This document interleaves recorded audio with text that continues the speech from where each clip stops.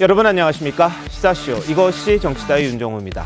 북한의 우주 발사체 발사가 실패로 끝난 가운데 우리 군은 추락한 발사체 잔해 인양 작전 지금 벌이고 있습니다. 합참은 인양 작업에 이틀 정도가 더 걸릴 걸로 예상을 하고 있습니다.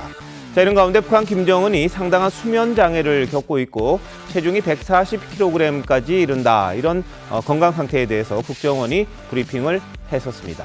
자, 북한 발사 실패 과정 등 정치권 이슈들 살펴볼 텐데요. 그 전에 오늘 부산경찰청이 앱을 통해 만난 또래 여성을 살해하고 시신을 유기한 20대 피의자의 신상을 전격적으로 공개했습니다. 이 부분부터 먼저 짚어보도록 하겠습니다.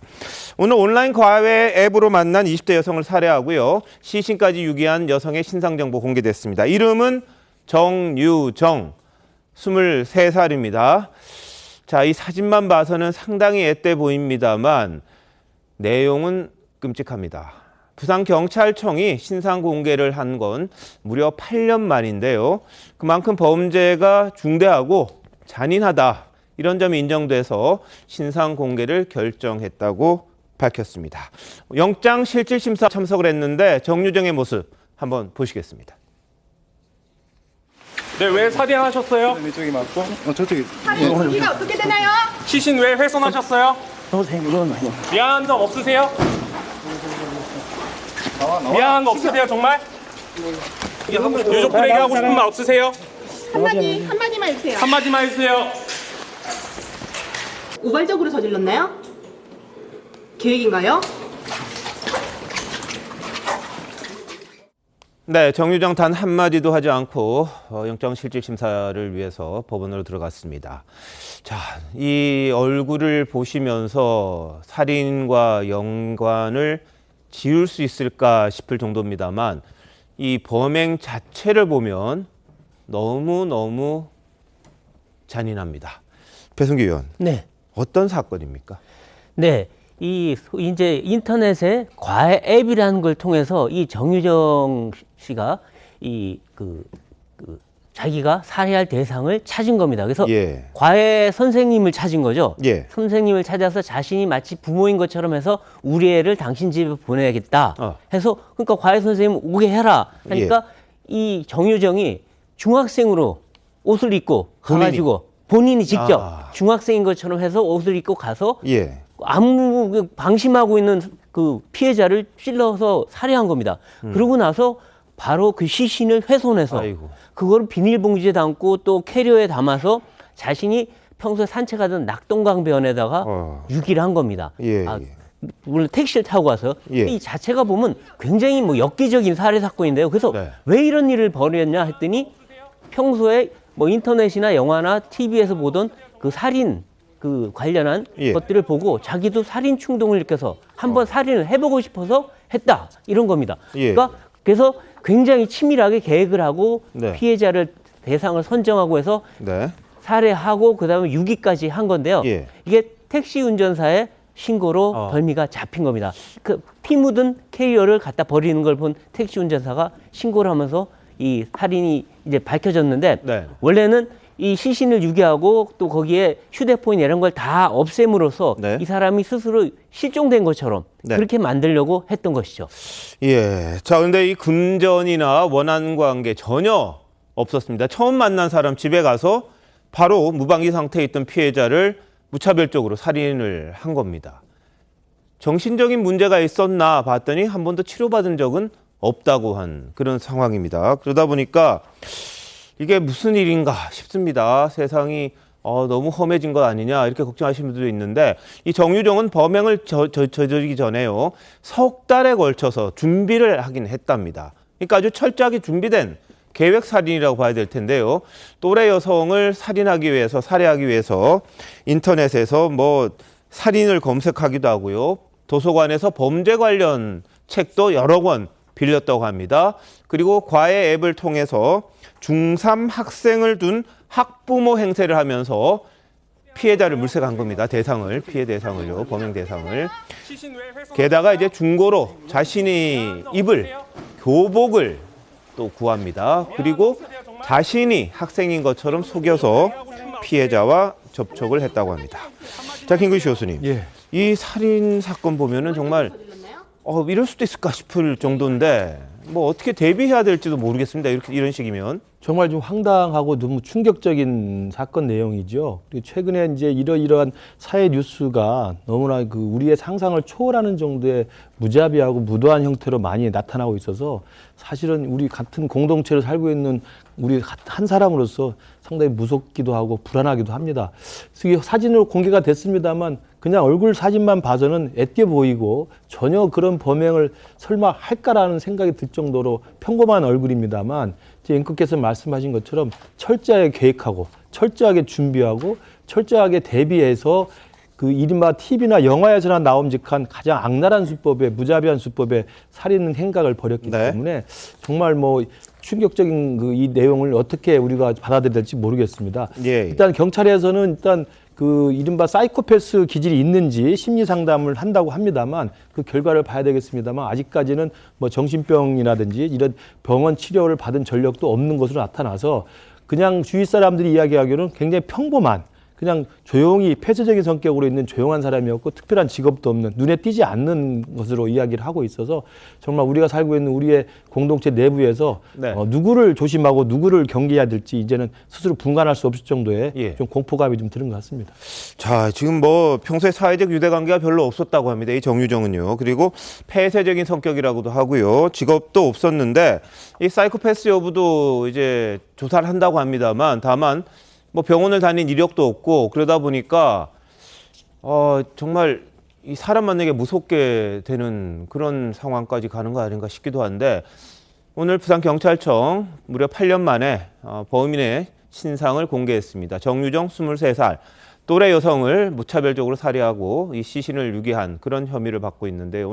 잔인한 살인 행각을 벌인 범인 정유정 23세 여성의 신원이 공개됐다는 소식 오늘 먼저 전해드렸습니다. 자, 어제 북한의 그 미사일 발사, 뭐 우주 발사체, 그걸로 아침에 굉장히 놀라시고 그랬을 텐데요. 오늘 뭐 그 잔해를 지금 수거를 하고 있다고 합니다. 그런데 우리 군이요, 지난달 30일입니다. 그러니까 발사하기 전날이죠. 그저께. 우리 기술로 독자 개발하는 한국형 사드, 이 장거리 지대공 유도 무기 LSAM을 통해서 초음속 탄도 미사일을 요격하는 시험에 성공했다고 합니다. 한번 보시겠습니다. 지금 표적탄이 발사가 됩니다. 이제 표적이 올라가는 거죠. 이제 적이 쏜 미사일입니다. 저게. 여기에 따라 요격탄을 발사를 합니다. 이게 이제 올라가서 아까 표적탄이 만나게 되는데 3D 궤적 영상을 보면요. 지금 두 개가 만납니다. 파란색과 초록색이 만나게 되는데 두 개가 꽝 하면 요격이 되는 거죠. 자, 이걸요.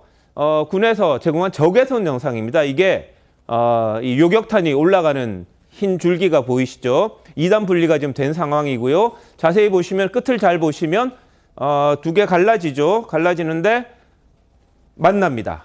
요격이 된 겁니다. 그러니까 요격탄이 아까 처음에 쌓아 올렸던 북한의 미사일을 뭐 전제로 했던 그 미사일을 그대로 맞추는 요격 실험에 성공을 한 겁니다. 자, 다시 보시면 그리고요. 이게 앞부분이에요. 미사일의 탄두 부분이라고 할 수 있겠죠. 방향을 자유자재로 이 불빛이 보이실 텐데 이게 움직이는 거에 따라서 앞으로도 갔다가 뒤로도 갔다가 옆으로 왔다 갔다 합니다. 그러니까 그런 상황에서 이 앞뒤 전진도 가능하겠죠. 그럼 이게 날아가면서 방향을 바꿀 수 있다는 거잖아요. 이게 초음속으로 날아가서 적이 쏜 미사일을 그대로 요격하는 한국판 사드 시험에 성공했다는 소식이 들어왔습니다. 북한 우주 발사체가 추락하기 전날 우리 군이 이 실험을 했고요. 시험 발사 요격에 성공을 했는데 공개는 하지 않았어요. 그다음 오늘 언론에 전부 다 내놓게 됐습니다. 엠바고가 걸려 있었던 부분인데 오늘 북한의 우주 발사체 쏜 다음 날인데 오늘 공개가 됐습니다. 그 장면이요. 자, 이 LSAM이라는 거는 Long Range Surface to Air Missile 이렇게 되어 있습니다. 그러니까 장거리 땅에서 하늘로 쏘아 올리는 미사일이죠. 지대공 미사일이 되는 건데 초음속 비행이 가능하고요. 주 요격 고도가 50에서 60km 정도 됩니다. 성공률은 75%라는데 이걸 좀 더 높여야겠죠. 우리가 안전하게 방어를 하려면요. 그리고 이게 우리가 가진 기술이 세 번째 개발이라고 합니다. 세계에서 세 나라밖에 없는 기술에 성공을 했고요. 표적 파괴 직격 자율 비행. 아까 보셨듯이 이게 스스로 움직이는 그런 비행체고요. 표적 탐색기 시커라는 게 부착이 돼 있다고 합니다. 그래서 내년에 개발을 완료한 다음에 2025년부터는 양산을 하게 되면 우리 이 미사일 방어 체계가 상당 부분 갖춰지지 않을까 싶은데, 자, 문성묵 센터장, 예. 이 미사일 개발 어떻게 보십니까? 예, 지금 북한의 핵미사일 위협이 고도화되고 있지 않습니까? 어제 북한이 발사한 우주 발사체라고 주장하는 그것도 결국 탄도미사일입니다. 예. 북한의 이 고도화되는 탄도미사일 위협에 대비해서 우리 군이 지금 추진하고 있는 것은 삼축 체계입니다. 예. 그중에 첫 번째가 킬체인, 북한 미사일 발사하기 전에 선제 타격하는 것이고, 네. 지금 설명해 주신 다시 말하면 요격 체계입니다. 예. KAMD, 한국형 미사일 방어 체계인데, 네.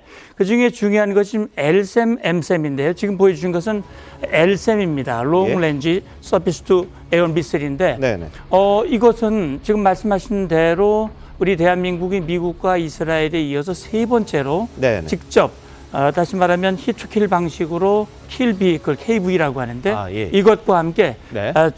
이 미사일을 추적할 수 있는 표적탄을 추적하는 네. 이 시커를 동시에 개발할 수 있는 실력을 가지고 있는 나라 대한민국이에요. 네. 그래서 북한이 미사일 위협을 고도화시킬수록 예. 우리의 대응 능력은 역시 강화되고 있다. 그렇다면 지금 미국이 주한미군에 배치되어 있는 사드, 그다음에 LSAM, 패트리엇, 우리의 MSAM, 그럼 네. 대층 미사일 방어 체계가 완성이 된다, 이렇게 예. 보시면 됩니다. 알겠습니다. 세계 세 번째로 기술을 개발했습니다.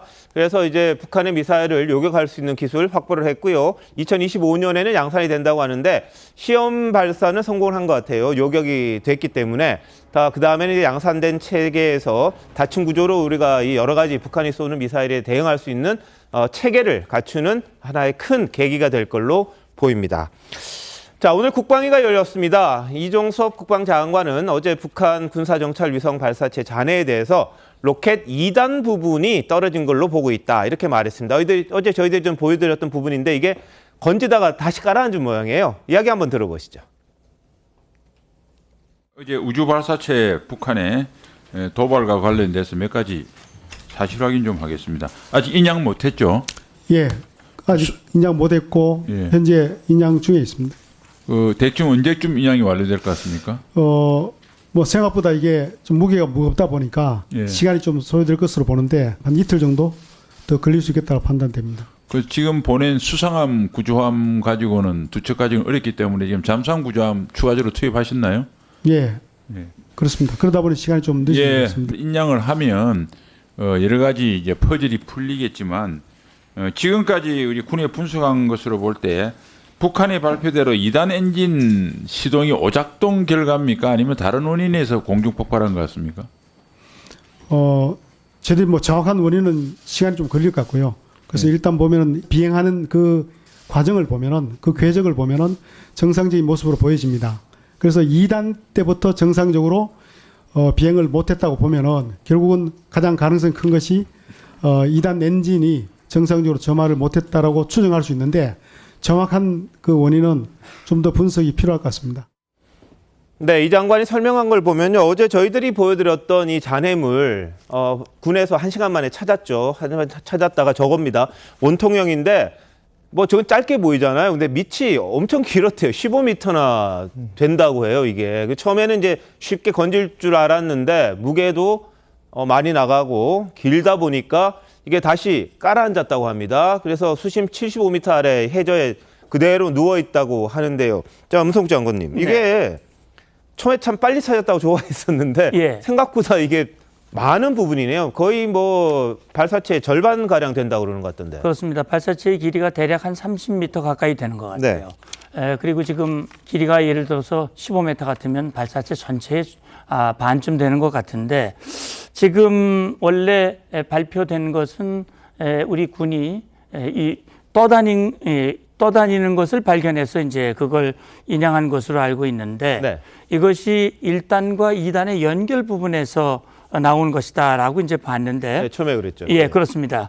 그래서 지금 이걸 놓고 지금 방금 화면에서 보듯이 북한의 발사 실패의 원인이 어디에 있는가라는 부분인데, 네. 아마 저것을 수거를 해서 이것뿐만이 아니라 이제 이 2단이나 3단 전반적인 내용, 이 추락한 물체, 네. 잔해물들을 수거를 해서 분석을 하면 네. 전반적으로 실패의 원인이 무엇이고 예. 북한의 이 발사체의 성능과 그다음에 위성의 어떤 기능 이런 것들을 전반적으로 분석을 할 텐데 예. 시간은 좀 걸리지 않을까 싶습니다. 자, 어제 저희들이 봤을 때인데 1단계에서는 제대로 올라갔다는 거예요. 출발은 좋았는데 그다음에 2단 추진을 해야 되는데 2단 추진 과정에서 이게 뭔가 엔진에 문제가 있어서 올라가지를 못하고 중간에 떨어진 걸로 이제 분석을 하고 있더라고요.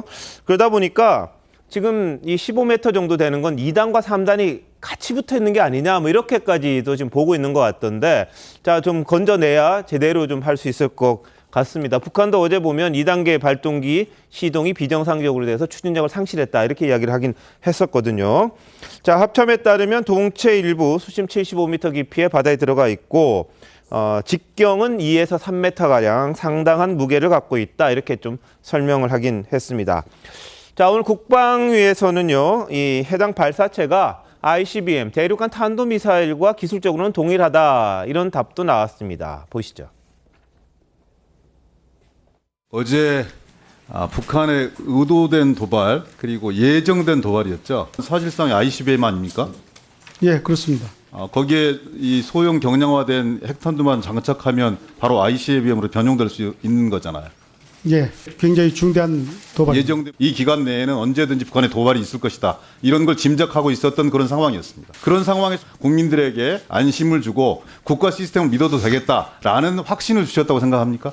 저희 안보실과 저희 군이 사전 준비하는 과정부터 시작해서 발사 과정, 발사 직후 경보 전파부터 시작해서 전반적으로 잘 조치를 했다라고 저희들은 평가를 하고 있습니다. 미사일 기지에서 KN-23 이렇게 쏘아대면 서울에 도착할 수 있는 시간이 얼마나 돼요, 미사일? 수분 소요됩니다. 3분에서 5분이면 다 타격되는 거잖아요. 예, 빠른 경우는 우리의 네.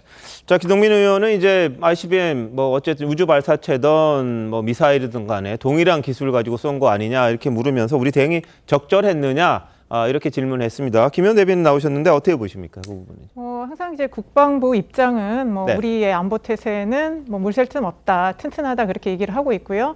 군사력도 훨씬 북한을 압도하기 때문에 전혀 문제가 없고 또 이렇게 얘기를 계속 함으로써 어떤 군사력에 국방력에 문제가 없다는 것도 강조하면서 좀 국민들한테 안심시키는 그런 것도 있는 것 같습니다. 그리고 이제 최근에 또 워낙 그 북한과의 이런 군사 경쟁 네. 이런 것들이 있어서 뭔가 좀 우리 군이 좀 잘못하고 있는 것은 아닌가 하는 또 국민 불안이 있기 때문에 군에서는 자신감 있게 저렇게 얘기를 한 것 같은데 예.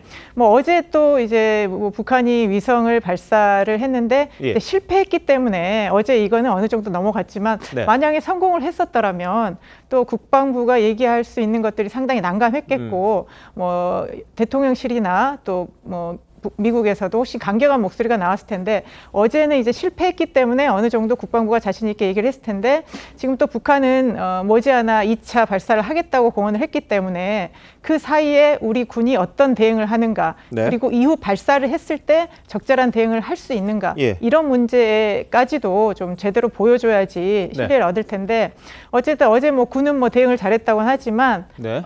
그 문자 발송 오보로 인해서 예. 어쨌든 간에 국가의 전체적인 또 행정 신뢰는 좀 상당히 훼손이 된 것 같습니다. 알겠습니다. 오발령 그러니까 문자 메시지가 좀 잘못 간 부분이 있었죠. 혼선이 빚어진 부분이 있었는데 오늘 8월인가요? 8월에 전체적으로 민방공 훈련 한번 하겠다 이런 이야기도 내놨다고 합니다. 근데 오늘 북한은 실패한 군사정찰 위성 발사 장면을 사진으로 일단 공개를 했습니다. 평북 철산군 동창리 발사장에서 발사된 위성 운반 로켓 천리마 1형의 발사 순간 사진입니다. 자, 배승기 의원. 네. 저거는 이제 위에 뭉툭하다고 네. 자신들이 정찰 위성 쏜 거다 이렇게 그렇죠. 보이려고 하는 건가요? 네. 보통 ICBM은 저렇게 위가 이렇게 둥그렇게 더 밑에보다 더 두꺼운 형태가 네. 아니라 이렇게 예. 똑같이 올라가서 이렇게 탄두형으로 생긴 예. 거죠. 근데 저거는 저 안에 이제 자기들이 말하는 정찰 위성을 네. 집어넣었다. 예. 그거를 강조하기 위해서 저런 형태로 만든 것 같은데요. 예. 아무래도 형태는 ICBM하고는 그 상단부가 조금 다르긴 합니다. 네. 근데 그 밑에 부분, 그 미사일 그 로켓 부분은 네. 사실상 ICBM하고 거의 차이가 없어요. 예. 그러니까 저 자체는 저 위에 정찰 위성을 넣느냐 아니면 핵탄두를 넣느냐에 따라서 예. ICBM으로도 할 수 있고 그다음에 인공위성 로켓으로도 쓸 수 있으니까 어쨌든 똑같이 쓸 수 있는 겁니다. 그래서 예. 지금 우리 군에서는 저거는 ICBM하고 사실상 기술적으로 동일하다 했는데 북한이 전에는 ICBM 발사에 성공했는데 이번에는 실패했단 말입니다. 예. 그러니까 지금 북한이 그동안 자신했던 ICBM 로켓 기술이 아직 완전하지 않다. 뭔가 불안전성이 있다는 거를 이번에 보여준 거고 북한도 그걸 인정을 했어요. 자기들 실패를. 그런 거 보면 아마 북한이 이 자기들 실패를 다시 만회하기 위해서 아마 이름은 열흘 안에 아니면 7월 전승절 전에 아마 이걸 다시 고쳐서 다시 한번 쏴볼 텐데 우리가 지금 낙하된 그 미사일 그 로켓 부분을 우리가 인양을 해보면은 북한이 어느 정도의 ICBM 로켓 기술을 갖고 있는지 그리고 정찰 유성의 기술 정도는 어떤지를 우리가 상세히 파악해 볼 수 있을 것 같습니다. 네. 자, 김규식 교수님. 북한이 근데 왜 이 망신에 가까웠잖아요, 사실은. 굉장히 큰 실패죠. 어떻게 보면 2단 추진이 안 됐으니까. 공개한 이유가 있을까요? 김정은 시대 들어와서 이제 아버지인 김정일 시대와 좀 다른 점 중에 하나가 나름대로의 그 국제 규범을 지키려고 노력을 하는 흔적들이 많습니다. 그러니까 뭐 내각이라든지 최고인민회의 같은 경우가 북에서는 사실 노동당의 영도를 받기 때문에 별로 힘이 없는 조직이지만 그때도 김정은이 거기에 대해서 또 참석도 하고 출석도 하는 모습도 보이고요. 그다음에 당 조직의 정치국이나 비서국이나 이런 것들이 다 그때 공개적으로 회의를 하는 모습을 비칩니다. 그러면서 보면 과거의 아버지 성군 정치 시대 때 비상적인 상황을 정상화된 지금 시대로 바꿔놨기 때문에 아버지 때 김정일은 여러 번 실패를 해도 그 다 실패하면은 전부 비공개로 알리지 않고 성공한 경우만 하던 그런 습관이 있었는데 지금에 와서는 실패를 하면 바로 즉각 실패 이야기를 공개를 합니다. 그게 아마 이제 김정은 씨 들어와서 이른바 당 국가의 정상화 과정에서 이제 김정은이 추구하고 있는 글로벌 규범을 좀 맞추려는 거라고 보고요. 저는 실패한 것을 밝혀서 바로 또 오늘 김여정 그 부부장에 나서 가지고 머지않은 시일 내에 다시 재발사하겠다고 이야기를 했기 때문에 아마 실패를 공개하는 것 의도 속에는 또다시 그 일꾼들을 더 독려하고 더 압박을 해서 성공할 때까지 계속 밀어붙이겠다. 이런 또 강력한 의지를 또 피력하려는 그런 수단으로도 쓰는 것 같습니다. 알겠습니다. 근데 김여정 노동당 부부장 같은 경우에 지난해 8월에요. 동족보다 동맹을 먼저 쳐다보는 것들이라면서 남조선이 주적이다 이렇게 이야기를 했었습니다. 굉장히 거칠게 말하던 장면 한번 보시죠. 동족보다 동맹을 먼저 쳐다보는 것들, 동족 대결의 환장이 된 저 남쪽의 혐오스러운 것들을 동족이라고 시대착오적인 생각을 가진다면 그보다 더 무서운 자멸 행위는 없습니다. 남조선 괴뢰들이야말로 우리의 불변의 주석이며 전체 인민에 달아오른 경노심, 화라산처럼 터져나오는 분노심을 더 격앙시킬 수 있게 무자비한 복수자로 준비시키며 당시에 굉장히 거칠게 이야기를 했어요. 근데 이번에는 그 정도까지는 아닌 것 같아요. 뭐 지금 육성은 안 나왔습니다만 군사 정찰 위성 수천 개 위성 발사 다 해놓고 왜 우리만 그러냐 약간 볼멘소리를 하고 있는 그런 상황이긴 한데 곧 쏘겠다는 입장은 또 확고한 것 같습니다. 그렇습니다. 지금 이제 김여정 얘기는 왜 미국은 수없이 많은 위성을 쏘고 남들도 다 쏘고 문제가 없는데 우리만 가지고 왜 시비를 걸고 불법이라고 얘기하느냐 이중잣대다라고 하는 불만을 얘기하는데 북한은 저런 말을 할 자격이 없어요. 왜 그러냐면 남들 속에 포함될 자격이 없는 겁니다. 그동안 국제사회와 약속을 파기하고 개발을 안 하겠다고 그래놓고 했고 또 우리는 핵보유를 안 하겠다고 그래놓고 또 했고 그렇기 때문에 유엔 안보리는 탄도미사일 기술을 이용한 그 어떤 발사도 불법으로 규정하고 있는 거거든요. 북한이 정말 남들과 똑같은 그런 대우를 받고 싶으면 그런 행동을 하면 되는 겁니다. 지금 방금 나온 남한을 동족보다 동맹을 더 우선한다 그러는데 우리가 북한과 대화를 하려고 얼마나 애를 썼습니까? 그럼에도 불구하고 북한은 핵미사일을 가지고 우리를 협박하고 위협하고 김정은까지 나서서 서울도 우리의 관역이라고 얘기를 하고 있고 그렇다면 우리로서는 핵이 없는 대한민국으로서는 미국의 해구산과 확정 억제를 강화하는 이건 너무나 당연한 조치라고 봅니다. 말씀하신 대로 김여정이 나서서 멀지 않은 시기에 이 위성을 다시 쏘겠다 그랬는데 북한이 지금 이 대외 매체, 다시 말하면 조선중앙통신을 통해서는 발표를 했는데 네. 오늘 노동신문을 보면 안 나와 있어요. 아, 예, 예. 그래서 북한 내부에는 지금 항구를 하고 있는 것 같습니다. 일단 북한의 상황을 좀 봐야 될 것 같습니다. 알겠습니다. 자, 조선중앙TV는 지난 17일이었습니다. 김정은 위원장은 국가를 수호하기 위한 우리의 주권과 정당 방위권을 행사할 거다 이렇게 말했다고 전한 적이 있습니다. 이게 군사정찰위성 관련인데요. 한번 보시죠. 경의하는 김정은 동지께서는 군사정찰 위성을 성공적으로 발사하는 것은 국가의 안전 환경으로부터 출발한 절박한 요구이며 나라의 우주 군사 및 과학기술 개발에서 뚜렷한 진일보로 된다고 하시면서 미제와 남조선 괴뢰 악당들의 반공화국 대결 책동이 발악적으로 가중될수록 이를 철저히 억제하고 국가를 수호하기 위한 우리의 주권과 정당 방위권은 더욱 당당히 더욱 공세적으로 행사될 것이라고 말씀하셨습니다. 네, 본인이 말해 놓은 게 있다 보니까 이 미사일 발사 좀 지나치게 성급하게 하다가 실패한 게 아니냐 이런 분석들을 지금 국정원 쪽에서는 한 걸로 보입니다. 그래서 정보위에 이 내용들을 좀 이야기를 했다 그래요. 북한이 우리의 이 누리호 발사 이런 것들을 좀 의식해서 좀 준비가 덜 된 상태에서 발사를 했다 이런 내용입니다. 한번 들어보시죠. 누리호 발사 성공의 자극을 받아서 통상 20일 소요되는 준비 과정을 수일로 단축하면서 새로운 동창리 발사장 공사가 마무리되지 않은 상태에서 조급하게 감행한 것도 그 한 원인이 됐다. 북한이 발사 2시간 30여 분 만에 실패 사실과 원인을 신속하고 상세히 공개한 것은 위성 발사 과정을 투명하게 보여줌으로써 발사 행위의 정당성을 부각하려는 의도로 보고 있습니다. 네, 뭐 김정은 위원장이 좀 급했다, 뭐 다급했다, 뭐 이런 이야기가 좀 있던데 해석을 하더라고요. 네, 뭐 그렇죠. 동의하십니까? 어떻습니까? 사실 북한이 이 대한민국보다 잘하는 게 거의 없는데 두 가지예요. 하나 예. 핵무기 하나 만든 거고 또 하나는 로켓 발사체입니다. 아, 예, 예. 이 로켓 발사 부분에서는 그래도 우리가 남조선보다 세다라는 걸 항상 자부심을 가져왔는데 네. 얼마 전에 우리가 누리호 발사 성공하지 않았습니까? 아주 예, 예. 깨끗하게. 예. 그러니까 그걸 보면 북한이 불안한 거예요. 이제 아니 이 남조선도 우리 못지않게 이제 뭐 이 로켓 기술을 가지게 됐는데 그럼 우리도 뭔가 본때를 보여줘야 되겠다. 네. 해서 아마 김정은이 서둘렀을 가능성이 상당히 있습니다. 예. 왜냐하면 동창리 저 새로운 발사장이거든요. 저기 기존의 발사장이 아닙니다. 그러니까 거기에 새로 지은 거에서 네. 좀 준비도 며칠밖에 안 하고 했다는 거거든요. 보통 20일은 준비를 해야 되는데 네. 그렇다면은 그 국제사회 그리고 남한에다가 우리도 너희 못지않게 쏠 수 있다는 걸 좀 급하게 보여주려는 게 아닌가 네, 네. 이런 생각이 드는데요. 예. 그러다 보니까 뭔가 이 우주 발사체는 아주 준비 과정이 하나하나 단계적으로 가야 되는데 네. 이걸 너무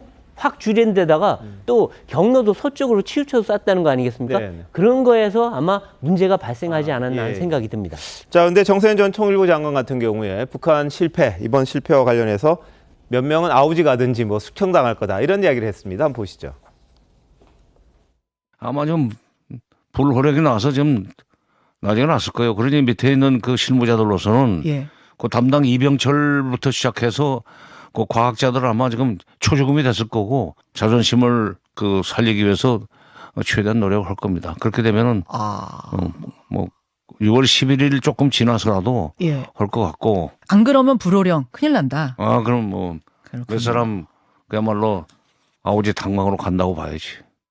네, 야, 이 김정은 위원장 굉장히 화가 났을 거다 이렇게 보시는 것 같아요. 어떻게? 예, 그래서 누가 그러면 희생양이 될 네. 것인가 하는 예. 부분인데 가장 먼저 떠오르는 인물은 리병철입니다. 아. 리병철은 6월에 쏠 거라고 얘기를 했는데 네, 네. 5월 31일 쐈거든요. 아마 제가 볼 때는 김정은이 원래 계획된 기일은 4월이었던 것 같아요. 네. 작년에 이미 4월을 예고했었는데 이야기했었죠. 예, 4월이 넘어갔거든요. 그러니까 빠른 시간 내에 쏴라. 그런데 이게 6월로 가면 결국은 5월을 넘어가는 것인데 그래서 무리하게 5월 31일 0시부터 6월 11일 0시인데 네. 첫날 새벽에 예. 무리하게 쏜 것 같습니다. 지금 정세현 전 장관이 저런 얘기를 했는데 뭐 북한 체제의 특성상 충분히 있을 수 있는 일이라고 보는데 예. 근데 사실은 문제는 뭐냐면 결국 핵심 기술자를 수청하기 어려운 것이 수청을 해버리면 제2, 제3의 만리경 이 위성을 발사하기 어려운 문제가 또 있을 거예요. 네. 예, 그런 차원에서 아마도 지금 내부에는 또 좀 조용하고 있고요. 예. 그런 점에서 봤을 때 앞으로 북한 행보가 어떨지는 좀 지켜봐야 될 것 같습니다. 저는 이제 그 서둘렀다는 이야기에 저도 좀 상당히 방점을 주는데요. 이게 2021년 1월 달에 있었던 노동당 8차 당대회가 이 모든 것들을 예고를 했었습니다. 그때 8차 당대회에서 공개적으로 국방력 발전 5개년 계획을 짜고 거기에 따라서 국방력 강화 5대 과업을 제시를 했어요. 김정은이가 공개적으로.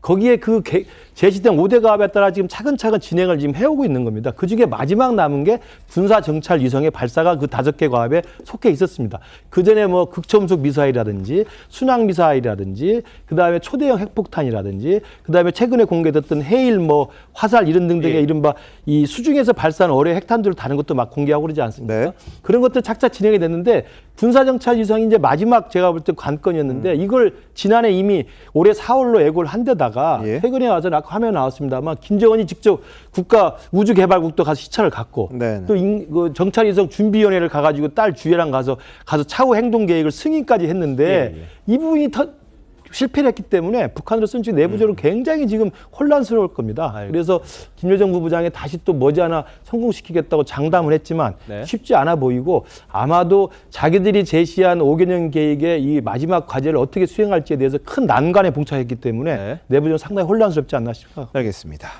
자, 북한의 우주 발사체 관련 내용 여기까지 살펴봤는데요. 뭐 조만간 곧 쏘겠다고 합니다. 우리 정부에서는 발사 중단하라 이렇게 이야기를 하는데 뭐 말 들을 사람들은 아닐 테고요.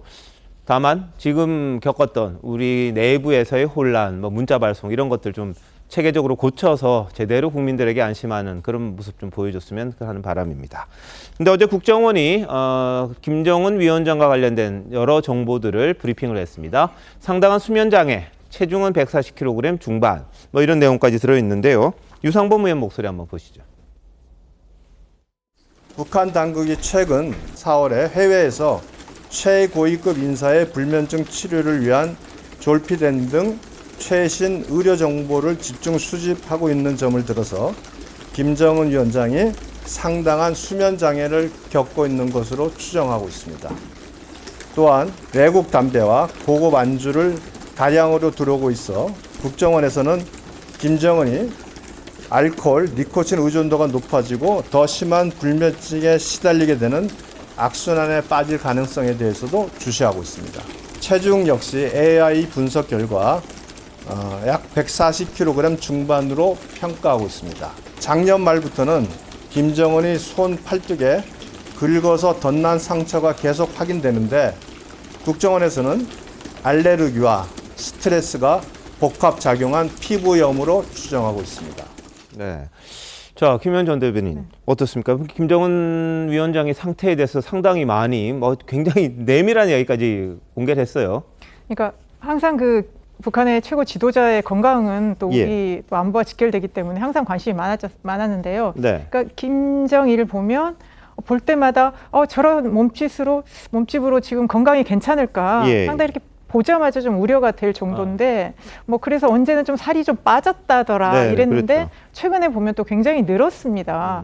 그리고 뭐 수시로 항상 담배를 이렇게 물고 있는 모습이 보이고 심지어 어린 딸 옆에서도 흡연을 하는 이런 모습을 보면서 과연 김정은의 건강이 괜찮을 것인가. 그래서 건강에 문제가 생겼을 때 북한 체제에는 어떤 급변 사태가 일어나지 않을까까지도 걱정할 수밖에 없는 그런 상황인데 뭐 건강이 안 좋을 수밖에 없겠죠. 지금 체제도 굉장히 외부의 위협도 많고 안의 경제 사정도 좋지 않고 그렇기 때문에 지금 들려오는 얘기로는 안에 있는 어떤 비사회주의 행태를 굉장히 통제하는 그래서 뭐 법을 만들어서 뭐 반문화 사상 배격법을 만든다거나 뭐 청년들한테 충성을 요구한다거나 이런 굉장히 안을 통제하려는 이런 시도들이 많이 있는 걸로 보여지는데요. 아마 잠이 잘 안 올 것 같습니다. 그래서 앞으로 정말 김정은 신상에 무슨 또 변화가 생기는 것은 아닐까 하는 뭐 그런 우려도 할 수도 있는 것 같습니다.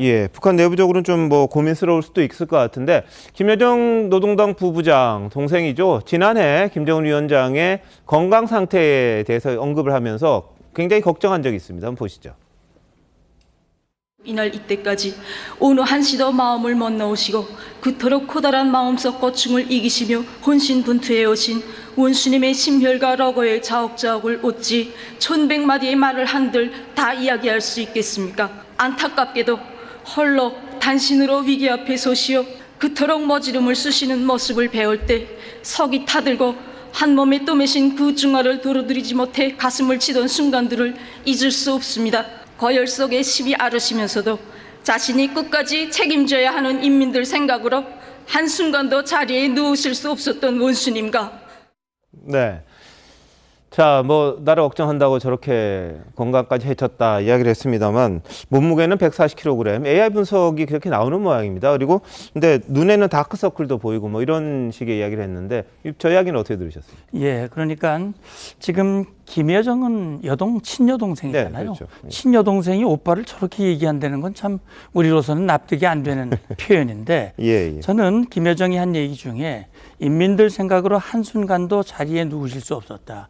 정말 김정은이 인민들을 생각하는 그런 사람인가? 네. 인민을 생각했다면 저렇게 핵미사일에 집착하거나 지금 수많은 비용을 저기 들여가면서 주민들은 굶어 넘어가는데 거기에다가 돈을 쏟아붓고 네. 또 결국 젊은이들이 외부 사주에 물들지 않게 예. 지금 말씀하신 대로 각종 법으로서 처벌을 하고 통제를 하고 억압을 하고 이런 상황인가? 저는 제가 볼 때는 김정은이 그동안 집권 10년 이후에 하던 일마다 다 실패하고 정말 이 지금으로서는 북한 주민들이 동요가 일어나면 네. 정권이 뿌리부터 흔들릴 것인가 이런 부분들이 가장 걱정이라고 봅니다. 물론 그걸 북한은 뭐 미국과 한국이 위협한다고 그러는데 한국이 북한을 어떻게 위협을 합니까? 미국이 어떻게 위협을 합니까? 그건 위협을 북한이 조장을 하는 것이고 결국 지금 김정은이 저렇게 잠을 못 자는 것은 자기가 잘못된 선택을 한 거기에 반대급부라고 생각이 되고요. 네. 지금이라도 정말 주민을 생각한다면 국제사회의 요구대로 비핵화 합의에 호응을 하고 네. 결단을 내리기를 바랍니다. 자, 뭐 미사일 발사 저런 거 한번 하면 10년치 식량이 날아간다 이런 내용도 보도가 되는 게 있는데요. 국정원은 어제 북한의 식량난이 심화하면서 아사자 그리고 극단적 선택하는 사람들이 늘어났다 이렇게 국회에 보고를 했습니다. 조선중앙TV의 식량난 대책 보도와 함께 한번 들어보시겠습니다. 김정은 동지께서는 올해 알곡 생산 목표를 성과적으로 점령하며 가까운 몇 해 안에 농업 생산에서 근본적 효력을 일으켜 안정적이고 지속적인 농업발전 토대를 축성하는 데서 나서는 당면 과업들과 방도들을 찾는 것이 이번 전원회의 확대회의의 기본 목적이라고 하시면서 식량 사정이 악화돼서 현재 곡물 가격은 작년 1분기 대비 옥수수가 약 60%, 쌀이 30% 가까이 올라 김정은 집권 이래 최고치를 기록한 것으로 보고 있습니다. 아사자 발생도 예년의 3배에 달하는 것으로 지금 추정하고 있습니다. 민생고로 인해서 강력범죄는 3배 급증을 했고 최근 자살자가 지난해에 비해서 약 40% 정도 증가했는데 김정은은 사회주의에 대한 반역 행위로 규정하며 네. 자, 국정원 보고 어떻게 보셨습니까? 지금 사실은 김정은 체제에 있어서 전 최대 위기라고 생각을 합니다. 보면은 지금까지 김정일 시대 고난행군 시대를 지났다가 2000년대 중반 이후 2010년 김정은이 집권하는 전후로 해서 북한 경제가 좀 나아졌다는 평가가 일반적이었습니다.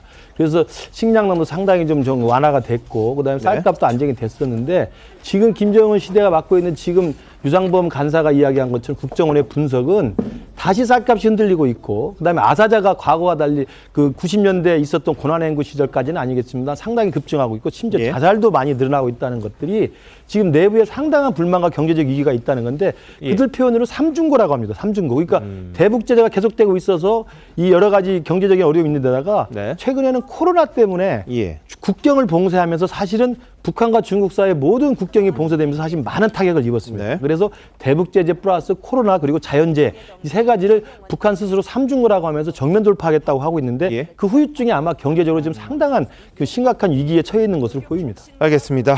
인민들을 위하는 마음 뭐가 우선인지 잘 모르겠습니다만 김정은 위원장 뭐 몸무게 이렇게 늘어나고 건강 안 좋다는데 인민들 굶어가고 이게 과연 바람직한지 한번 지켜봐야겠습니다. 자, 다음 이슈입니다. 한동훈 법무부 장관의 개인정보 유출 관련된 얘기인데요. 지난해 4월경 유튜브 채널 열린공감TV는 한동훈 법무부 장관의 주택 매매 관련 의혹을 제기했던 적이 있습니다. 아파트를 산 사람까지 찾아갔다 뭐 이런 이야기도 있었는데, 자, 개인의 10여 년 전 거래 관계를 어떻게 알았을까? 이게 좀 궁금하다 이런 분들이 있어요. 한 장관부터 의아해했는데 한번 보시죠. 제가 작년 청문회 당시에 15년 전쯤에 주택을 사고 판 일이 있었는데 15년 전에 뭐 주택을 저한테 산 분의 인적사항 같은 건 저는 모르잖아요. 그런데 그 어떤 인터넷 편향된 인터넷 유튜브에서 그분을 계속 찾아가서 괴롭히고 제가 굉장히 항의를 받았던 적이 있었거든요. 도대체 저도 모르는 이런 인적사항을 어떻게 알았을까 굉장히 의아했던 기억이 납니다. 단지 저만 피해를 받는 문제가 아니라 그분이 그렇게 피해를 받을 이유는 없는 것 아니겠습니까? 네.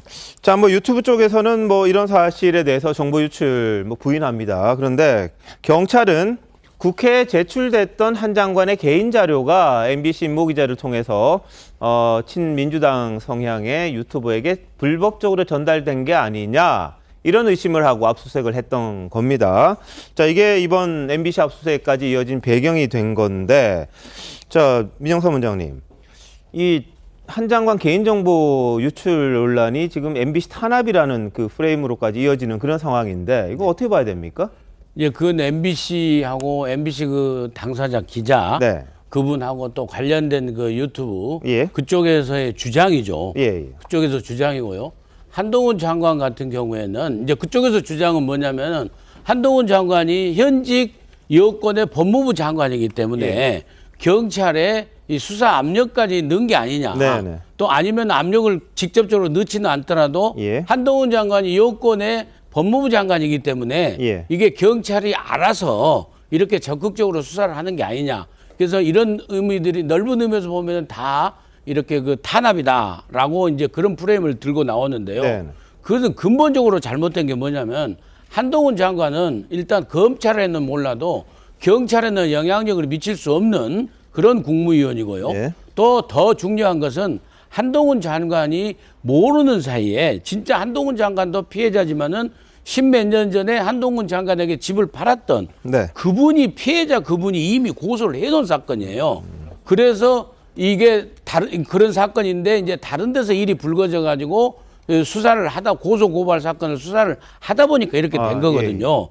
그걸 억지로 이 그 언론 탄압, MBC 탄압의 프레임으로 거는 것은 어불성설이다. 이렇게 말씀드릴 수 있겠습니다. 자, 근데 그 해당 유튜브 쪽에서는 이 정보 국회에서 안 얻어도 다 알 수 있다 이렇게 주장을 하면서 반박을 또 합니다. 어떻게 보십니까? 네, 일단 그 주민등록 처분이 아마 문제가 됐던 것 같아요. 인적사항이 들어있던 자료 중에서 이제 그 경찰이라든지 이제 한동훈 장관 측에서는 이런 것들이 인사청문회에 제출된 자료들. 왜냐하면 인사청문회에 제출된 자료들은 보통 그 개인정보를 보통 뒷부분을 보통 우리가 주민등록번호 뒷부분을 삭제하고 하는데 인사청문회 자료는 다 밝혀져 있고 공개가 돼 있거든요. 그렇다 한다면 이러한 것들이 중간중간에 흘러서 지금 MBC의 임모 기자를 통해서 아마 그 유튜버라고 하는 그 어떤 언론사 인터넷 언론사를 통해서 아마 유출이 됐을 것이다라고 지금 하고 있는데, 근데 저는 뭐 한동훈 장관이 경찰에게 이 부분에 대해서 강하게 어필을 했다, 뭐 아니면 이거 압력을 넣었다, 그렇지 않더라도 저는 경찰이 오히려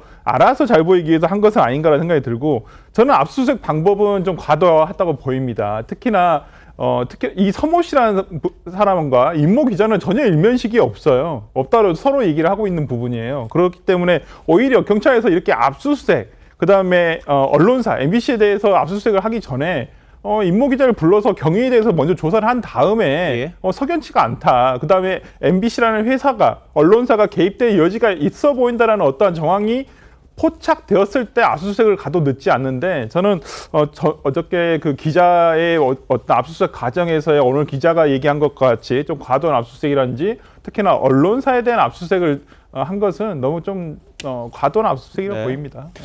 자, 뭐 압수수색을 경찰이 임의로 한 건 아닐 테고요. 법원에서 영장이 발부가 돼서 했을 텐데 오늘 해당 임모 기자 글을 올렸어요. 뭐냐면 압수수색 상황에 대해서 이야기를 하면서 경찰이 서랍장에 들어있는 속옷까지 만지면서 이렇게 아주 굉장히 수치스럽게 했다. 부장판사님도 같은 여자시던데 이런 글을 좀 올렸습니다. 배승규 의원 어떻게 보셨어요? 아니요. 압수수색을 당하는 기자 개인으로서는 뭐 저런 감정을 가질 수도 있겠죠. 하지만 압수수색이라는 것 자체가 뭐 책장도 열어보고 옷장도 열어보고 거기에 뭐 어떤 문서나 이런 게 숨겨져 있을 수 있거든요. 그러니까 그거는 어떻게 보면 압수수색이라는 과정이 자연스러운 과정인데 그걸 이제 약간 이런 속옷까지 만지느냐 이런 식으로 해서 약간 감성적으로 접근한 것 같은데요. 하지만 압수수색은 이렇게 당연히 하는 방식입니다. 이게 뭐 특별히 잘못됐다는 건 아니고요.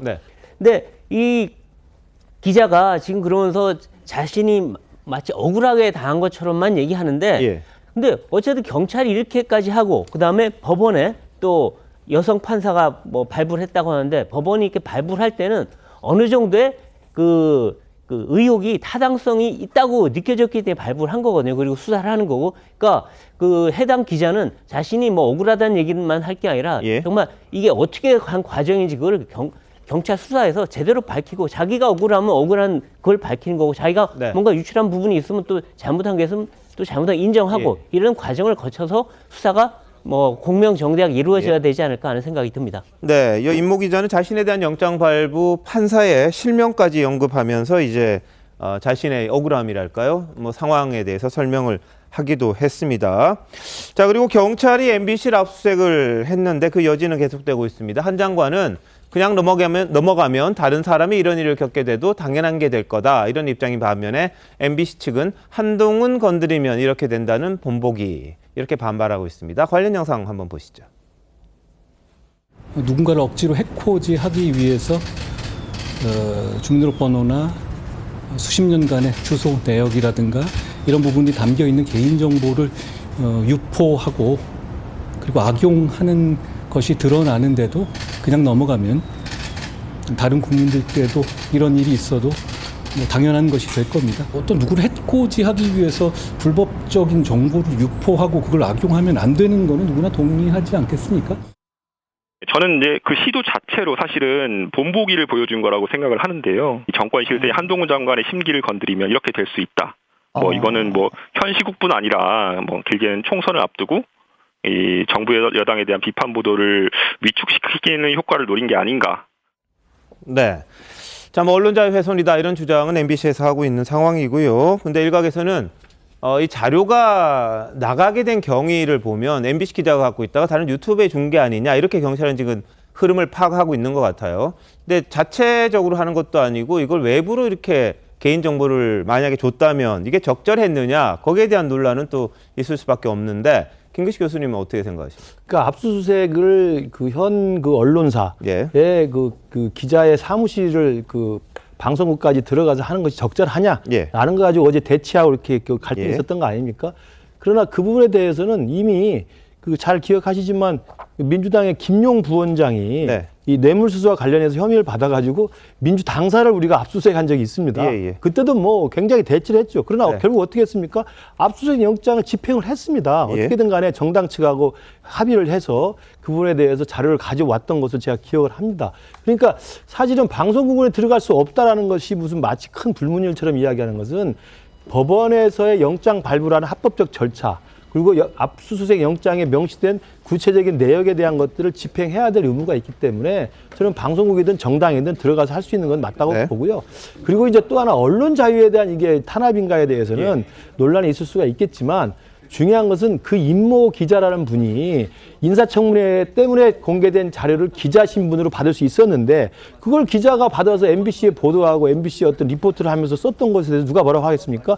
이걸 어떤 의도에서든 간에 열린공강TV라고 하는 굉장히 편향되어 있는 그런 인터넷 매체에 넘긴 거로 지금 보는 거 아닙니까, 경찰은. 그렇다고 한다면 이게 자신의 언론 취재 활동의 영역을 벗어난 거로 보는 거거든요. 이제 그렇기 때문에 또 실제로 피해자가 생겼던 것이고 그 피해자가 그 피해를 입었기 때문에 고소를 한 것이고 그런 것이어서 저는 이게 언론 자유라고 또 뭉뚱그려서 이야기하기에는 들여다볼 대목이 상당히 많다. 그리고 이제는 뭐 언론 탄압 때문에 그 취재를 뭐 탄압하고도 기를 죽이려고 하고 한동훈 장관이 본보기를 한다고 그러는데 잘 기억하시지만 바이든 날리면 사태 이후에 MBC가 기가 죽었습니까? 그렇지 않습니다. 예. 오히려 더 뭐 거세게 지금 뭐 자신들의 주장을 계속 하고 있지 않습니까? 네. 저는 그러면서 보면 언론 자유라고 하는 게 마치 정가의 보도처럼 하는 것보다는 이 부분에 대한 사안에 대해서 국민들과 시청자들이 정확히 볼 필요가 있다고 생각합니다. 예. 자, 김혜원 대변인 어떻게 보세요? 그러니까 지금 이게 이 개인정보 유출이라는 하나의 그 사안과 이거를 처리하는 경찰의 방식 두 가지가 좀 충돌하는 저는 이런 사안이라고 봅니다.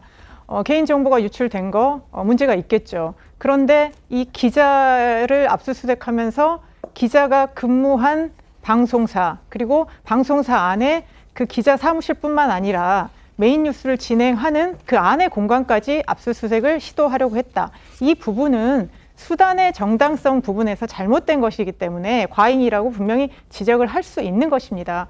그래서 이 당사자 기자가 압수수색 과정에서 굉장히 수치심을 느꼈다. 이런 것도 저는 얼마든지 얘기를 할 수 있을 것이라고 보고요.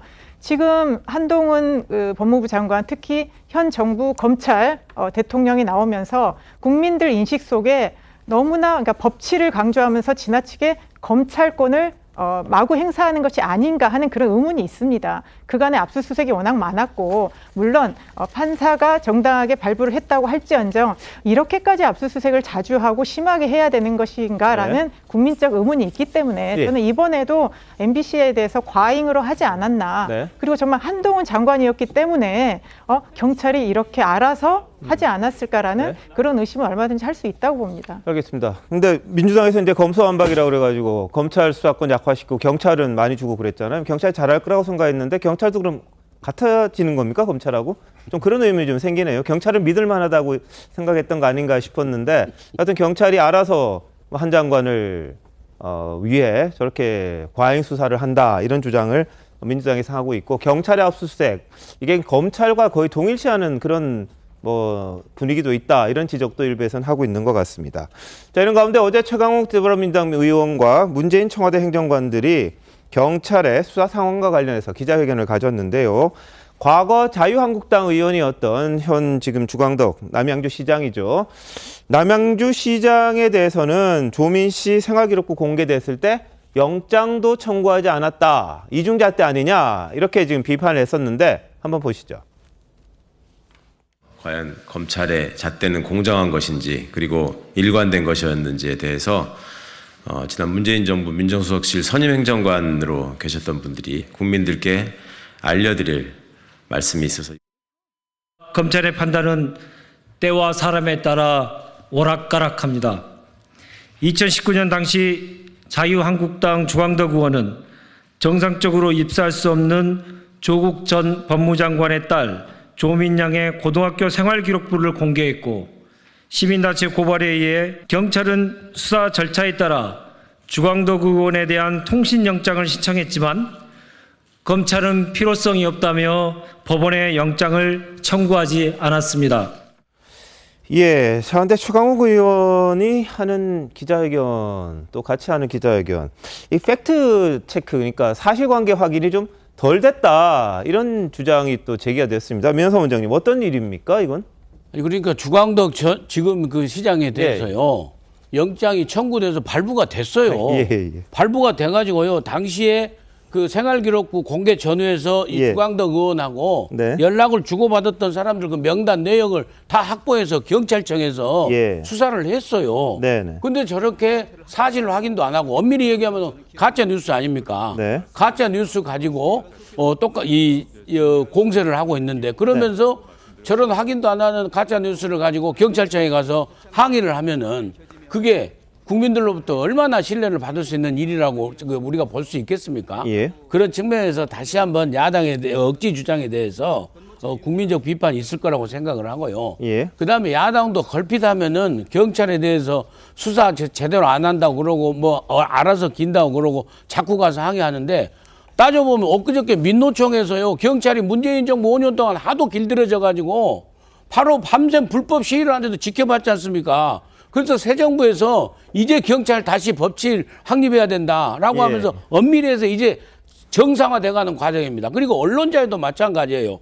아니 TV조선을 갖다가 언론 방송 장악하려고 TV조선 재성인을 갖다가 안 하려고 점수를 조작한 거 그것이 바로 언론 탄압이고 언론 장악 아닙니까? 예. 그런 것에 대해서는 MBC 기자들이나 MBC에서 말 한마디나 했습니까?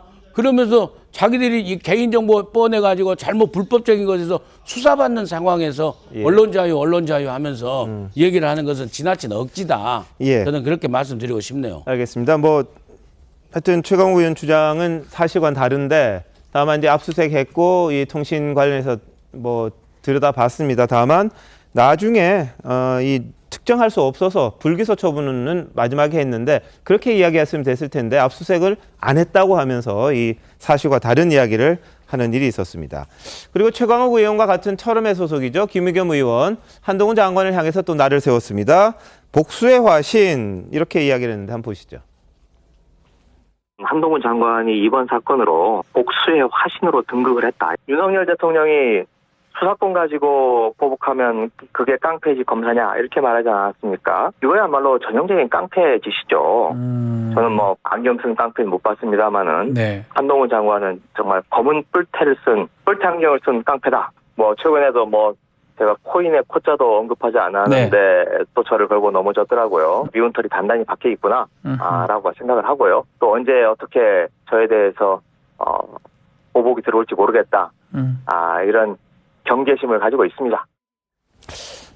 예, 자, 한 장관과는 무슨 악연이 많아도 아주 많은 모양입니다. 보복할지 모르겠다 이렇게까지 걱정을 하는데 솔단 변호사 어떻게 들으셨습니까? 일단 김의겸 의원이 얘기한 것은 뭐 두 분 간의 관계가 개인적인 어떤 감정 자체가 일단 묻어 나온다고 저는 보여요. 근데 한동훈 장관도 꽤 김의겸 의원을 좀 놔줄 때도 됐는데 항상 이렇게 A씨 형식으로 항상 민주당 공격하실 때 얘기를 하시는 것 같아서 저는 법무부 장관으로서 과연 옳은 태도인가, 옳은 어떤 언행은 아니라고 보고요. 김의겸 의원이 얘기한 것도 저는 뭐 단어가 적절하지는 못했다고 보입니다만은 뭐 한동훈 장관이 어찌 보면 무소불위의 권력을 휘두르는 거 아니냐 이런 것을 좀 빗대어서 얘기한 것으로 좀 보입니다. 네. 알겠습니다. 자, 이런 건데 한동훈 장관이 7개월 전에 했던 약속을 지켰다 이런 보도가 좀 나왔습니다. 무슨 말인지 관련 영상 한번 보시죠. 2023년 하반기까지 수도권에 학과 교육 중심의 소년 전담 교정 시설을 새롭게 마련하겠습니다. 제 꿈은 수의사입니다. 저는 심리치료사 하고 싶었습니다. 만델라 소년학교는 교과전담 교육실과 자습실, 상담실, 전용 운동장 등의 시설을 갖추고 교과 담당 교사는 모두 정교사 자격을 보유한 교도관들로 구성되어 있는데요. 신석기 시대에 들어가서 비로소 신석기 혁명이라 그래서 뭘 하기 시작해? 신석기 혁명 말입니까? 농사를 짓고. 네, 농사 짓습니다. 농사. 일부 농사. 남은 기간 동안 공부하면서 모범적으로 살다가 나가면 부끄럽지 않은 어른이 스스로. 네. 자, 그러니까 소년 범죄 종합 대책 발표하면서 당시에 대학 학과 과정을 신설하겠다 이렇게 이야기를 했었습니다. 근데 실제로 방송통신대 교육반, 대학 진학 준비반을 뭐 신설하겠다 이런 입장이 나온 것 같아요. 어떻게 봐야 될까요, 이거는요? 네, 한동훈 장관이 상당히 신경을 많이 쓰는 부분이 바로 이 교정 분야입니다. 그래서 실제 교도소도 자주 찾아갔고요. 가서 강연도 하고 또 특히 교도소 중에서도 소년범들에 대한 관심이 굉장히 높습니다. 그래서 소년범들을 어떻게 하면 잘 교화시켜서 다시 사회로 내보낼 것이냐. 그런데 그래서 전번에 한 핵심적인 약속 중에 하나가 이 소년 재소자들이 다시 공부해서 사회로 돌아갈 수 있게끔 그래서 대학 준비반을 만들겠다 했는데 그 약속을 지킨 겁니다. 그리고 한동훈 장관은 어떤 교도소에 가서 내가 뭘 하겠다, 다음에 다시 찾아오겠다 하면 반드시 다시 찾아갑니다. 그러니까 사회에서 어떻게 보면 상당히 적응하지 못해서 교도소까지 간 사람들이지만 다시 교화해서 사회로 돌아올 수 있도록 하는 역할이 내 법무부 장관으로서의 가장 중요한 역할 중 하나다라고 했고 그걸 하나하나 지켜가고 있다라고 보면 되겠습니다. 네, 약속한 거 좀 잘 지켰으면 좋겠네요. 장관들이 공약한 것도 이룰 수 있는 그런 바탕이 좀 됐으면 좋겠습니다. 코인 사태 논란 이후 공개 석상의 모습을 드러내지 않던 김남국 의원 어제 17일 만에 국회의원 사무실 찾았죠. 그런데 자금 세탁 관련된 질문에 터무니없다 이러면서 법적 조치까지 예고를 했었는데요. 지난달 9일 마찬가지입니다. 법적 조치 예고했던 목소리 한번 같이 보시죠. 허위 보도라든가 이런 것들은 강력하게 전 대응할 생각입니다. 법적으로? 예. 단호하게 대응하세요. 네. 업비트 측에서는 김남국 의원이 클레이 수합을 통한 거래의 일반적인 시각 또 전문가적인 그런 입장에서 봤을 때 자금 세탁이 매우 의심된다는 그런 비정상적인 거래라고 그렇게 보인다라는 이런 답변을 좀 했습니다. 아니, 업비트에서 수상 거래 흔적을 따지는 이야기 나왔는데요. 이에 대해서 한 말씀 부탁드리겠습니다. 터무니없는 이야기고요. 업비트의 다시 사실관계를 확인해보면 좋겠습니다. 네. 자, 자신에 대한 의혹에 대해서는 말을 않다가 업비트 쪽에서 말한 부분, 그걸 이제 국민의힘 쪽에서 이제 브리핑을 하면서 뭔가 의심스럽다 이렇게 대답을 한 게 터무니없다. 그리고 SNS 통해서는 민형사상 책임을 비롯한 법적 조치하겠다. 이렇게 또 예고를 했습니다. 자, 김기식 위원장 어떻게 보십니까?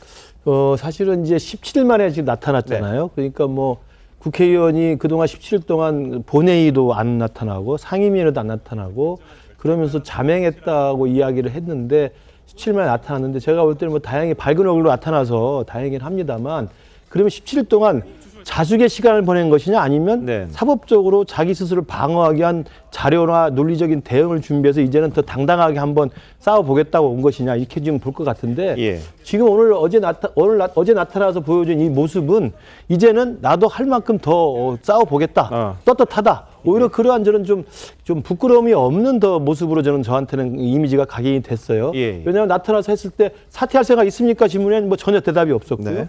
업비트 관련해서는 터무니없는 이야기, 법적 조치하겠다고 이야기했고요. 그렇게 하고 있기 때문에 지금 우리 국민들이 김남국 의원에 대해서 갖고 있는 어떤 분노, 국민적인 정서 이런 것들을 전혀 외면하고 사법적으로 문제없다는 것만 탄탄하게 방어 논리를 책에 채워와서 지금 또 제2라운드 시작하는 것을 보입니다. 저는 저게 과연 민주당 전체에게 어떤 영향을 미칠지 저는 곰곰이 생각해 봐야 될 것 같고요. 지금 제가 말씀드리고 싶은 것은 뭐 본회의 상임위에 나오고 안 나오고 문제가 아니라 국회 윤리특위에 가가지고 제소됐기 때문에 뭐 징계를 받네 안 받네 제명을 하네 안 하네 그렇지만 지금 필요한 것은 본인이 자진 사퇴하는 것이 가장 깔끔하고 국민들에게는 저는 제일 솔직한 모습이라고 생각을 합니다. 민주당에게도 부담을 안 주는 것이고 국회 윤리특위에게도 사실 부담을 안 주는 거예요. 윤리특위에서 김영삼 전 총재 이외에 스스로 제명한 경우가 있습니까? 드뭅니다. 되지도 않는 이야기예요. 그렇다면 본인이 그런 국민의 분노와 눈높이를 안다고 한다면 스스로 의원직을 사퇴함으로써 법적 투쟁할 거면 법에 가서 하고 지금 법적 사법적 혐의 상관없이 국회의원으로서 이미 품위 유지와 성실 의무 위반에 대해서는 이미 민주당 내에서도 감찰까지 지시했던 사항 아니겠습니까? 저는 그러면서 본다면 김남국 의원이 좀 부끄러움을 좀 알았으면 좋겠다 이런 말씀 드립니다. 네, 어제 기자들이 물어본 게 있었죠. 윤리위원회 어떻게 할 거냐. 그랬더니 나가서 결정한 절차에 따라 성실하게 소명하겠다고 이야기를 했습니다. 결국은 자신 스스로 물러날 생각은 없다. 이렇게도 해석이 됐습니다. 그런데 17일 만에 등장해서 법적 조치만 예고했지 자신에 대해서 제기된 의혹 제대로 해명하지 않고 있습니다. 이제 이번 논란과 관련해 김 의원이 내놓았던 목소리 한번 모아봤습니다. 보시죠. 계좌이체, 뭐 거래, 지갑, 주소 다 이런 것들. 그런데 이렇게 제출했다고. 제일 제가 답답했던 게 해명을 했는데 해명한 거를 또 해명하라고 하니까. 거래 코인 종목은 전체가 어떻고 수익은 각각에서 어떻게 발생했고 이제 이런 것들을 확인하지는 못해서 2022년 1월부터 3월까지 ATM에서 현금으로 제가 인출한 게 440만 원밖에 안 됩니다. 코인 거래소 연결 계좌를 통해 현금을 인출해놓고 위장용 통장을 들고 나와서 온 국민을 속인 것입니다. 거래 내역 같은 경우에는 체결이 1개, 2개, 100개, 1000개 막 이런 식으로 나눠져서 쪼개져서 하기 때문에 거래소에 통계를 내서 좀 달라고 했는데 그거는 시스템상으로 불가능하다라고. 빗썸에서는 거래 내역을 가지고 갔다는 것을 확인을 해주고 네. 자, 김남국 의원이 해명한 부분마다 좀 달라요, 사실과는. 440만 원만 인출했다고 그랬는데 현금화한 거는 몇 억도 새로 발견이 됐었죠. 그 빗썸 같은데 뭐 거래소에서는 거래 내역 못 준다, 시스템적으로 불가능하다고 그랬는데 알고 봤더니 자신의 거래 내역은 다 또 뽑아간 걸로 지금 알려졌습니다. 그러다 보니까 김남국 의원이 지금 말하는 걸 어떻게 좀 믿기가 어렵다, 이런 분위기도 좀 있긴 해요. 김 대변인 어떻게 보십니까? 그러니까 이제 김남국 의원이 코인 사안이 나고 그 이후에 사실 국민들의 신뢰를 많이 잃은 건 사실입니다. 뭐 해명이 뭐 바뀌었다, 불충분하다. 그러다 보니까 이제 계속 새로운 의혹들이 지금 제기가 되고 있고요. 근데 이제 김남국 의원이 오랜 자맹 끝에 어제 나타났고 또 이제 국민의힘의 뭐 자금 세탁 주장에 대해서는 아니라고까지 했고 법적 대응을 얘기했기 때문에 저는 이제 앞으로는 이 김남국 의원이 할 수 있는 일은 이제 윤리위에 가서 소명을 하고 그 어떤 결과를 따르는 거 저는 그거밖에 선택지가 없을 거라고 봅니다. 일단 본인 입장으로 생각해 보면 어쨌든 나는 일차적인 어떤 정치적 도덕적인 책임으로 민주당에 탈당은 했고 그 다음은 내가 소명하겠다 이게 남아 있기 때문에 지금 뭐 국민의힘이 하나하나 제기하는 그런 문제 제기에 대해서 또 반응을 또 대응을 하다 보면 또 계속 거기에 꼬리에 물고 이런 방식이 있기 때문에 뭐 하나하나 대응하지 않겠다 이런 입장인 것 같고요. 저는 국민의힘이 언제부터인가 의혹 제기 중에 자금 세탁으로 뭐 대선 자금으로 들어갔다. 이거를 상당히 자신 있게 지금 주장을 하고 있고요. 어제 지금 그 진상조사단장도 그 얘기를 했기 때문에 김남국 의원이 발끈을 했습니다. 그래서 김남국 의원이 전체적인 그림을 소명 안 한 것도 문제지만 또 그렇다고 해서 소명 안 하는 과정에서 국민의힘이 너무 지나치게 상상력을 발휘해서 의혹을 제기하는 것도 어떤 진실 규명에는 도움이 안 된다. 그렇게 보고 있습니다. 한 가지 말씀드릴 건요. 국민의힘에서 제가 알기로는 김남국 의원의 코인 이 부분에 대해서 대선 자금 의혹으로 가는 것을 자제하는 분위기입니다. 그런가요? 그래서 좀 잘못 이게 표현들이 돼갖고 있는데 대선 자금 의혹이 아니라 김남국 의원이 그 빗썸하고 뭐 컴퓨터 거기서 밝힌 대로 현금화하는 과정에 있어서 이상거래로 판단되는 부분, 이 부분을 흔히 하는 말로 이제 자금 세탁하고 얘기를 하는 거거든요. 그래서 그 국민의힘에서 대선 자금으로 몰고 가고 있다라는 부분은 반드시 사실이 아니다. 알겠습니다. 이렇게 말씀드려야 되겠습니다. 그러니까 대선 자금 떼고 그냥 자금 세탁, 김남국 의원 개인의 자금 세탁 그런 의혹까지는 뭐 지금 파보고 있는 그런 상황인 것 같은데 본인은 전혀 아니라고 그러니까 법적 조치 한번 지켜보도록 하겠습니다. 그리고 서울 남부지검은 위믹스 사기 논란과 관련해서요. 업비트, 빗썸, 코인원, 대형 코인 거래소 3곳에 대해서 압수수색을 또 했다고 합니다. 자, 수사 결과가 좀 빨리 좀 나왔으면 좋을 텐데 시간이 좀 걸릴 걸로 보입니다. 한편 돈봉투 의혹으로 검찰이 체포 동의안을 국회에 넘겼죠. 표결이 이제 얼마 남지 않았습니다. 그랬더니 윤관석, 이성만 의원, 민주당 의원들에게 부결을 해달라 이렇게 호소하는 서한을 보낸 걸로 확인이 됐습니다. 자, 두 의원에 대한 체포 동의안 뭐 한동훈 법무장관이 설명을 하게 될 것 같은데 세세한 목소리 모두 한번 들어보시죠.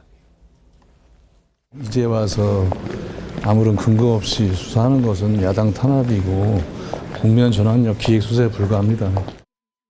한 페이지 이상의 대화 중 일부를 짜집게한 것입니다. 검찰의 행태에 대해 분노를 넘어 참담함을 느낀다. 검찰이든 누구든 그 민주당 관계자들에게 그렇게 돈 봉투 뿌리는 대화를 하라고 억지로 시키지 않았고요. 말 같지도 않은 소리입니다. 지방에서 조합장에서 선거 같은 데서 몇십만 원씩 주고받잖아요. 일반 국민들 어떻게 되죠? 구속수사를 받지 않습니까? 저는 사법의 잣대가 달라져야 하는 이유를 모르겠는데요. 네, 본인들은 정치 수사다 이렇게 이야기를 합니다만 검찰은 구속영장에 이렇게 적었다고 합니다. 특히 윤 의원 같은 경우에는요. 송영길계 좌장이라고 부르면서 송영길 캠프의 선거운동 전반을 기획 총괄했다. 그리고 다른 후보와의 격차가 좁혀지자 이제 돈봉투를 살포했다. 이런 주장을 지금 담고 있는 그런 상황이거든요. 자, 그리고 증거인멸이 우려되는 상황도 자세하게 적었다고 그러는데 본인들이 공개를 했습니다. 구속영장 청구서를요. 자, 배성규 의원. 네. 어떻게 될 것 같아요? 네, 참 뭐 귀추가 주목되는데요. 근데 일단 검찰이 발표한 발표는 아니지만 공개된 이 공소장의 내용을 보면은 이 영장을 이 돈봉투 스폰서가 이미 송영길 대표 보좌관에 준 이유는 송영길 대표가 이 돈 간 걸 알라고 해서 줬다. 이런 내용도 있고요. 그다음에 이성만 의원은 송영길 대표와 접촉을 했다. 그러니까 증거인멸 하려고 지금 시도하고 있는 거다. 그리고 폰도 다 지금 바꿨지 않습니까? 그래서 멍텅구리 폰이라고 그러죠. 아무것도 없는 그런 폰을 제출한 거 이런 것들이 다 증거인멸이다라고 해서 아마 이거를 이 한동훈 장관이 아마 직접 나와서 아마 자세하게 또 얘기를 하지 않을까 싶은데요. 네. 그러면 아무래도 뭐 국민 여론은 아무래도 이거는 뭔가 증거인멸 시도가 있는 거 아니냐라고 또 느껴질 수도 있는 부분인데 네. 문제는 이겁니다. 민주당 의원들이 아무래도 또 팔이 안으로 굽어서 지난번 저 노웅래 의원 때처럼 또 한동훈 보기 싫다. 한동훈이 또 저렇게까지 나서냐 해서 오히려 거꾸로 이 동정론이 커져서 이 부결시키는 그런 일이 있을 수도 있는데요. 일단 지금은 반반이라고 합니다. 분위기가 이쪽으로도 갈 수 있고 저쪽으로 갈 수 있는데 아마 그 체포동의안 그 설명하는 과정, 그다음에 그 사이에 이 두 의원이 또 인간적으로 뭐 이 호소하는 이 과정의 동정론이 얼마나 퍼지느냐에 따라서 아무래도 좀 기류가 좀 결정되지 않을까 싶습니다. 자, 근데 이성만 의원이요. 지난 주말이었습니다. 민주당 여성당원 행사에 참석해서 음주는 했다고 합니다. 그런데 무소속이거든요. 근데 이성만 의원 변명이 또 재밌어요. 음주는 맞는데 가문은 아니다. 어떻게 보십니까? 네. 이성만 의원이 뭐 아직 마음속으로는 뭐 민주당에 아직은 뿌리가 깊으시리라 봅니다. 그것까지 또 뭐라 할 수는 없지 않겠습니까? 그러니까 기존에 아시던 분도 굉장히 많으실 거고요. 그래서 뭐 본인 차원에서는 응원차 들리셨다고 하니까 뭐 그런 부분에 대해서 뭐 아직 뭐 위장탈당이다라고 뭐 지금 국민의힘에서는 비판하시는데 뭐 박덕흠 의원도 과거에 탈당하신 이후에도 국민의힘 관련 행사 참석하셨었고요. 그 뒤로도 다시 복당하고 그러셨습니다. 그럼 그건 위장탈당 아니신가요? 이걸 가지고 서로 아시면서 굳이 비판할 필요는 없다고 하고 지금 저는 지금 검찰의 어떤 이런 지금 수사와 공소장 지금 구속영장 청구서에 있는 내용을 보면서 드는 생각이 뭐냐면 저도 특수수사를 상당히 이렇게 많이 겪어보고 하면 지금 검찰의 수사가 굉장히 잘 안 되고 있다는 걸 저는 보고 있는 것 같아요. 아까 좀 전에 우리가 봤다시피 돈을 줬다라는 그 사업가의 얘기도 직접적으로 소영길이 대표에 대한 내용이 없어요. 본인은 그 보좌관에 돈을 주면서 소영길이 알기를 바랬다. 내심의 의사밖에는 표현이 안 돼 있거든요. 그리고 뭐 아까 이제 어떤 휴대폰 관련해가지고도 이런 부분에 있어서 휴대폰을 뭐 멍텅구리 폰을 제출했다. 아니 그럼 검찰이 언제부터 수사의 증거 확보라든지 이런 책임을 다 피의자에게 증거 확보 입증 책임 져지는 겁니까? 아니지 않습니까? 증거 확보는 수사기관이 하는 것입니다. 저는 그런 의미에서 상당히 구속영장 저는 오히려 그 두 의원이 이성만 윤관석 의원이 체포 동의안 뒤로 숨을 필요가 전혀 없다. 저는 오히려 당당하게 영장실질심사 받으셨으면 좋겠어요. 영장실질심사 받아도 영장 발부될 확률 굉장히 저는 낮다고 봅니다. 알겠습니다. 자, 근데 뭐 이 두 의원에 대해서 가결시키면 그다음 또 이재명 대표 아니냐. 이것 때문에 민주당에서 좀 고민스럽다. 이런 해석도 좀 나오고 있는 것 같습니다. 청와대 개방 1주년을 맞아서 문화체육관광부가 오늘부터 특별 전시회를 연다고 합니다.